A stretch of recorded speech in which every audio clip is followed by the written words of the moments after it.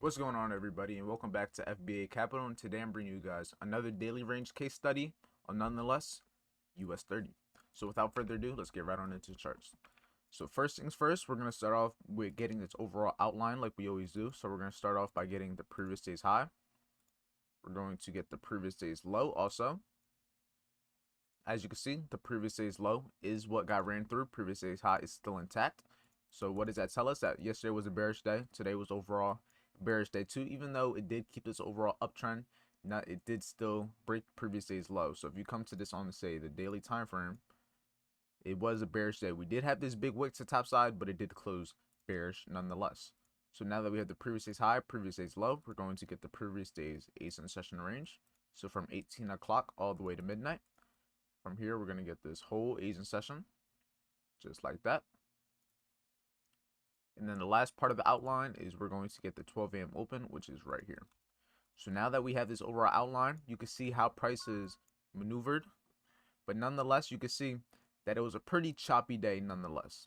Not the ideal trading day, but even though with all this choppiness, there's still potential trades that you could have caught, and I'm going to show you how you could have caught them. So the first thing I want you guys to pay attention to is the previous day's high up here. And then, hold on, let me put the pencil on. And this previous low down here that was created during what time? London session, 1 a.m. to 2:15. And this ended up being what? The low of the day. So we're going to pay attention to this area. I want you to pay attention to this area here. And I also want you to pay attention to this area here. First thing we're going to pay attention to is this area down here. So where did price come down to, and why did it retrace from here? So first of all, if we look on the higher time frames, we probably maybe potentially tapped into a, say, potential order block. So 4 hour, we don't see nothing. On the hour, we do okay, we have like this hour order block right here. I'm not going to annotate it right now because it's going to make this chart pretty ugly, but nonetheless, I'm going to show you why price retrace here. So like I said, at 2:15, we have the low of the day after price traded into what level? It traded into 32,400, which is a big figure level. So that is one confirmation. Time of day also, so time of day, traded into this big figure level. And then from here, price ended up going higher. So let's annotate that. So we have the low of the day at 2:15 a.m. Plus we traded into 32,400 big figure level. And this is what ended up being the low of the day. So what does that mean, low of the day? This is the lowest point of the day that was created during the London session. So from here, price overall trended to the top side. Next area I want you to pay attention to is this area up here. So we have the high of the day at 13 o'clock, which is 1 o'clock in the afternoon. After price traded into what level? 33,400. So we have both of these 400 levels that ended up making the highs and lows of the day. Even though this isn't perfect, it didn't run through it like it did over here. It still basically tapped right into it. So at 1 o'clock, we have the high of the day at 33,400. And now we're going to use these previous days high that I was talking about with this low. So now we're going to use this fib. We're going to draw it down just like this. And you can see how price respected this overall fib short. Even though it's not the cleanest on this lower time frame, if we go to higher time frames, you can see how it was a wick. And the higher time frame you go, you can see how it did respect these levels overall. So even though it's not as clean on the 15 minute, it's still clean on the higher time frames. So at what time? 1 p.m. we have the high of the day. So we have the high of the day at 1 p.m. Plus we traded into 33,400. Also traded into the fib short. Just like that. So we have these confirmations here for why price overall had this retracement here. So now the main area I want you to pay attention to is this down here, because this is where I personally was trying to go long this morning. I ended up getting out of my trade. I was in around somewhere here, 10 o'clock, and it did run above these highs. It did come back down, and then I did get out at break even, and then from here, price overall expanded to the top side. But why did I expect price to move from here? So first things first, we have this London low. And then when price started to retrace, we had this high that was created at 6:30 in the morning. Now this high is going to be important because this is going to be the high that we're going to use as an overall fib. So we're going to pull it from this low, London's low, to this high that was created during the New York session. And you see that we have this fib long situation. And that's not the only confirmation. Now if we look left, we see this, just like this. I'm going to use this one right here. Because even though, let me see, 30-minute, we can use the 30-minute one. So we have this 30-minute bullish order block right in here that was created during that London session move when it pushed to the top side. We're going to pull it all over. And you can see how price tapped into it 2 times, 3 times before it ended up pushing to the top side. So this is going to be important because these are the main confirmations for why price had this expansion. And at what time did this happen? The first time it traded into was 10 a.m. The second time was 11:30. So we're just going to say 11:30 because this is the time before the move. At 11:30, we had the fib long. Plus, what level were we at? Let's see. Were we at any big figure levels? We were at 32,600, which is a big figure level.